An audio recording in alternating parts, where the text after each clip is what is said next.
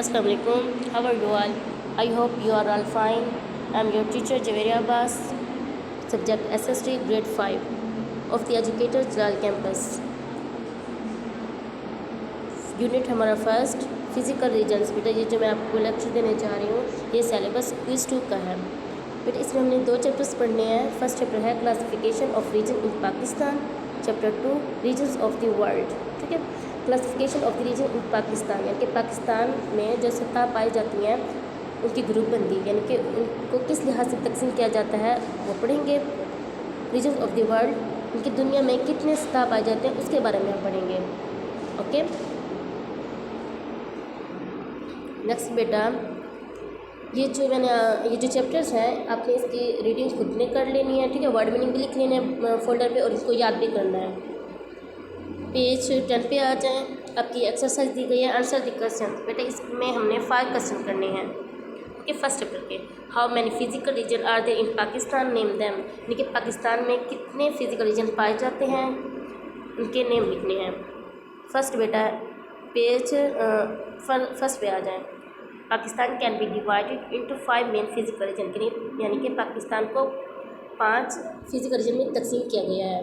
Mountainous region, plateau region, desert region, plain region, coastal region. बेटे इसमें आपको pics भी दी गई हैं। ठीक है, नेक्स्ट बेटा question 2 how do the people living in mountainous region make a living thing tourism. यानी कि पहाड़ी इलाके में जो लोग रहते हैं उनका रहन सहन किस तरह है सैर सियासत के लिहाज से। और पेज 2 पे आ जाएं।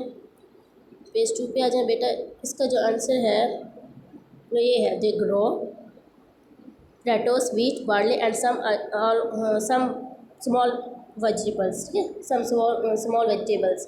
दे raise and sell goats, sheep and cattle gaps.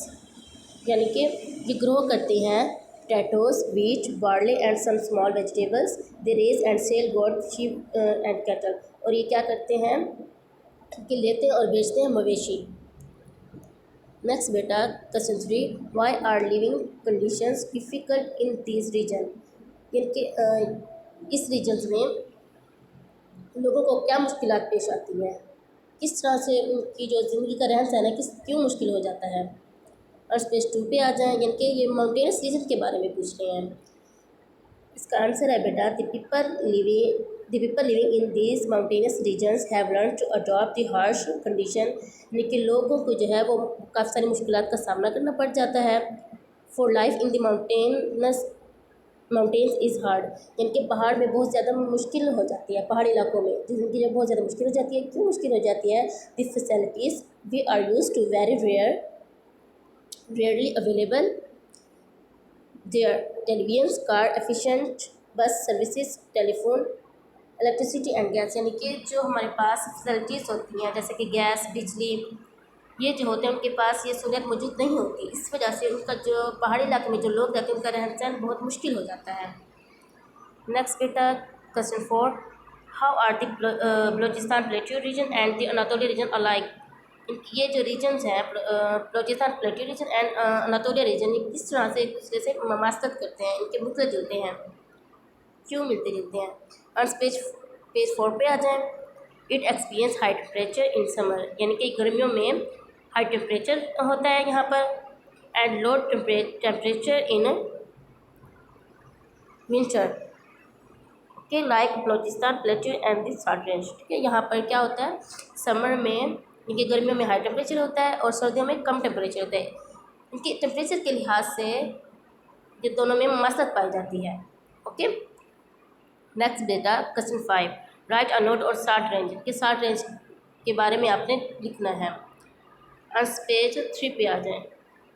Page 3 पे देखें। फर्स्ट आपने लिखना है the salt range has an average of height of 6 to 700 metre. इसकी जो यानी कि बुलंदी है वो 600 से 700 मीटर होती है। सेकंड जो आपने लिखना है the average height of the plateau is 600 to 900 metre. इसकी जो एवरेज होती है यानी कि औसत होती है इसकी हाइट 6 to 900 होती है। अब इसकी थर्ड क्या है feature the Khewra salt mine is located in the salt range, कि इस साल्ट रेंज में खेवरा साल्ट माइन भी पाया जाता है। ये हो गया साल्ट रेंज के बारे में। बेटा इसी के मुताबिक ये जो क्वेश्चन है आपने याद कर लेने हैं, नोट फोल्डर पे लिख लेने हैं। इसी के मुताबिक वर्कबुक के भी आपने इसी तरह से पेज करने हैं, खुद से करने हैं। ओके, इनको याद भी करना है। आई होप कि आपको समझ आ गई होगी। इसके अलावा अगर आपको कोई क्वेश्चन हो तो आप पूछ सकते हैं। अल्लाह हाफ़िज़।